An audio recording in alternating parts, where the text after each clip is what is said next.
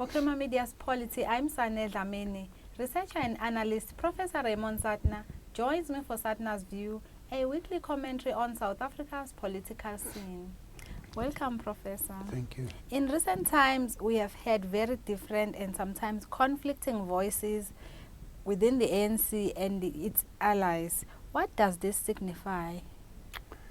I think that the conflicts that we've seen, and I've said this before, do not relate in the main to policy directions. They mainly relate, as in Tshwane, to electoral lists, to who becomes regional or provincial chair and things like that. And the differences of opinion over who should hold positions, again, are not related to whether this person believes in a particular policy direction. It's in a time when we are today the IMF revised the growth rate for South Africa to 0.1 from 0.6, 0.01.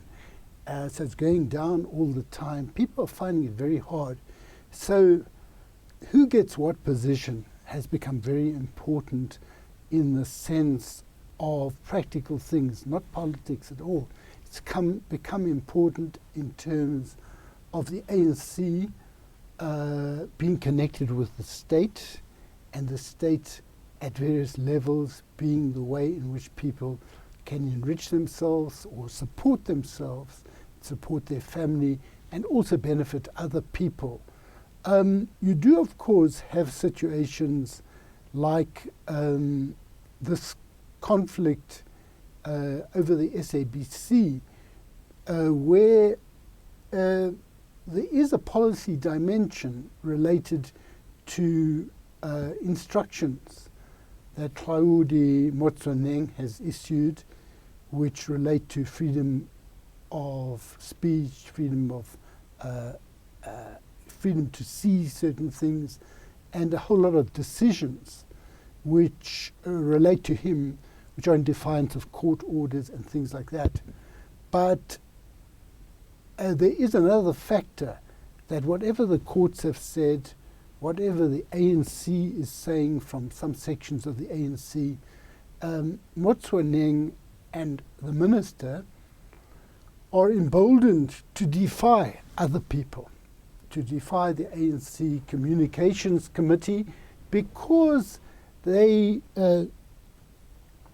feel that they fall under the protection of the president. You will notice that over this SABC furore, the president hasn't said anything. And the minister, Faith Muthambi, has been called to Luthuli House in the past, and she's not gone, and she's defied court orders. I mean, there have been numerous cases of court cases related to the SABC, not only Motsoeneng, but Ellen Chabalala over qualifications and things like that. And taxpayers have had to pay money for appeal after appeal after appeal. And I think it relates also to who you have in what position and who they bring in below them and things like this. And in the case of Zuma, it's important for him to have someone in charge of the SABC who will, as far as possible, suppress bad news for him, and as far as possible, if there is good news, bring that good news for him. So that is a problem, but I think, there's a lot of conflict within the ANC, and we saw yesterday in KwaZulu, a stronghold of the ANC being kicked out of the area. I mean, it's just absolutely unheard of, not because they're ANC, but because of conflicts over who is on the list. Why do you think now the SACP has come out quite vociferously on the Guptas and the SAPC, and some of the record statements which suggest that they are now no longer on Zuma's side?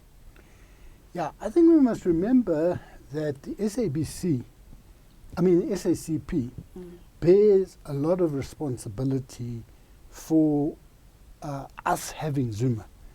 SACP, together with Vavi, leading COSATU, Malema, at the time, the Youth League, were in the forefront of pushing for the adoption of Zuma as a candidate. And I think the SACP responsibility is especially heavy that they should bear it, because they knew very well that Zuma had already strong allegations of corruption against him, demonstrated in the Shabir Sheikh trial.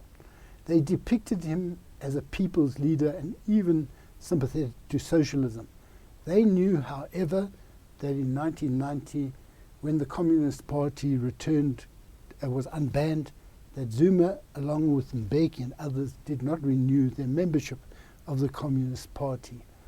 They knew these things, and they also stood by Zuma when, in his rape trial, he played a classical, his mode of defense was a classical sexist way of attacking the complainant, a battering of the complainant. And the leaders of the Communist Party, Bladen Zimande, was there dancing with Zuma, following Zuma from court case to court case. And I think there was something that the SACP lost in terms of its historical record of integrity. Now, I think we have to ask ourselves, why are they changing? Over the past few years, they've hardly let out a squeak. They've hardly said anything which distantiates themselves from Zuma. I think that the SACP has some very sophisticated analyses of neoliberalism and things like this, but when it came to Nkandla, they voted with Zuma in support of the idea that he had no money to pay back, and they endorsed the report that was later found by the Constitutional Court to have been an abdication of the oath of office of National Assembly members. They played a role in providing a rationale for this. So we have to ask ourselves, in the light of this extremely shameful and shameless endorsement of Zuma over all these years, why is the SACP coming out now murmuring about SABC, about this decoder system, and there was one other thing that they've come out about slightly, to some extent, on Nkandla. And I think we must relate it to the ideas that have been circulating in the last 6 months or so, that some SACP leaders may no longer hold their positions, but also we know in provinces like KZN, SACP people have not been getting onto the lists. So I think that this is not just ethics, because if it's a question of ethics, why are they recovering this ethical consciousness at this time?